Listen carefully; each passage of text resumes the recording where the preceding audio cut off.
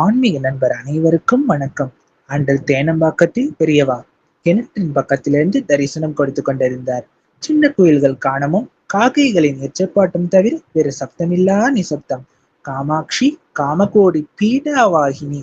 ஒரு பெண்மணி மிக மதுரமாக பாடிக்கொண்டிருந்தார். அவர் அருகில் வேறொரு பெண் இடுப்பில் 3 வயது பெண் குழந்தை வைத்தபடி பெரிவாளையே தரிசனம் செய்து கொண்டிருந்தார். கமலேற்ற சோதரி கமலாட்சி நாராயணி என்று பாடியவர் அடுத்த வரி மறந்து சற்று தடுமாறினார்.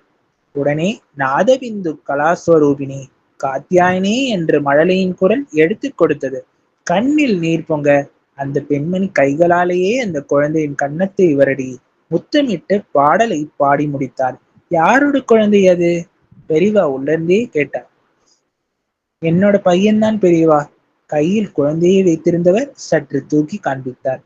உனக்கு எப்படி இந்த பாட்டு தெரியும் என்று குழந்தையை கேட்டார் பெரியவா. எங்க அம்மா தினமும் பாடுவாளே. சந்தோஷம். ஒரு ஆப்பிள் எடுத்து குழந்தைக்கு பிரசாதமாக கொடுத்தார். குழந்தையை வைத்திருந்தவருக்கு உலகமே தனக்கு கிடைத்த ஒரு சந்தோஷம். அப்போது ஒரு வயதான தம்பதி கையில் ஒரு பழத்தட்டுடனும் கண்களில் மிகுந்த ஏக்கத்துடனும் பெரியவாளை நெஞ்சான்கிடையாக நமஸ்கரித்தார்கள். என்ன வேண்டும்? கண்களாலேயே கேட்டது பரபிரம்மன். பொண்ணுக்கு நிச்சயம் பண்ணிருக்கோம். சொந்த மாமாவே கல்யாணம் செய்து வைக்கிறோம். உறவு விட்டு போயிடக்கூடாதுன்னோ. அது மட்டும் இல்ல பெரியவா, வேற இடத்துல செஞ்சு வைக்க வசதியும் இல்ல. சரி, என்ன வேணுமாம் கேளுடா. கல்யாணம் செஞ்சு வைக்க அடிப்படை தேவைகளுக்கு கூட பணம் இல்ல. பெரியவாதான் ஏதாவது வழிகாட்டணும். கண்ணீர் மல்க நின்றனர் அந்த தம்பதியர். சற்று நேரம் அங்கு மிகப்பெரிய மௌனம். அவளை அந்த மரத்தடியில போய் கொஞ்ச நேரம் உட்கார சொல்லு. தம்பதியர் பெரியவாளுக்கு நமஸ்காரம் செய்துவிட்டு அழுது கொண்டே மரத்தடிக்கு சென்று அமர்ந்து கொண்டனர். அதுவரை இதை பார்த்து கொண்டிருந்தவருக்கு என்ன நடக்கும் என்று தெரிந்து கொள்ள ஆவல். குறிப்பாக கையில் குழந்தையை வைத்திருந்த அந்த பொண்ணுக்கும் பாடியவருக்கும் பிரசாதம் வாங்கி கொண்டு வீடு திரும்ப நினைத்தவர்கள் அங்கேயே நின்று விட்டனர். சரியாக 15 நிமிடம் சென்றிருக்கும். ஒரு கார் வந்து நிற்கும் சத்தம். அதிலிருந்து ஒரு மார்வாடி குடும்பம் இறங்கியது. கையில் மிகப்பெரிய தட்டு. அதில் ஒரு துணியில் மூடி எதையோ கொண்டு வந்தனர். பெரிவாமும் அதை வைத்துவிட்டு கைகூப்பி நின்றனர். என்னது? செய்கையாலேயே கேட்டார்.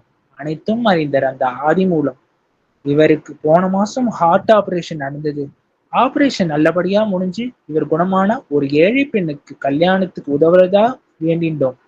பெரியவர் யார சொல்றேலோ அவங்களுக்கு இதை அப்படியே கொடுக்கிறோம். அந்த மரித்தடியில இருக்கிறவாள வர சொல்லுடா. உத்தரவு கிடைத்தவுடன் ஓடி வந்தார்கள் அந்த தம்பதியர். இதை அப்படியே அவளை எடுத்துக்க சொல்லு உத்தரவிட்டார். கொண்டு வந்தவர் பெற்றுக்கொண்டவர். இதை கண்டவர் என எல்லாரும் கண்கள் குளமாக நின்றனர். அனைத்தும் நடத்திய அந்த பரபிரம்மம் ஆசீர்வதித்து எல்லாம் அம்பாலோட கிருபை க்ஷேமமாக இருங்கள். ஹரஹர சங்கர ஜெய ஜெய சங்கர காஞ்சி சங்கர காமகோட்டி சங்கர மகாபெரிவா திருவடிகளே சரண். ராம் ராம்.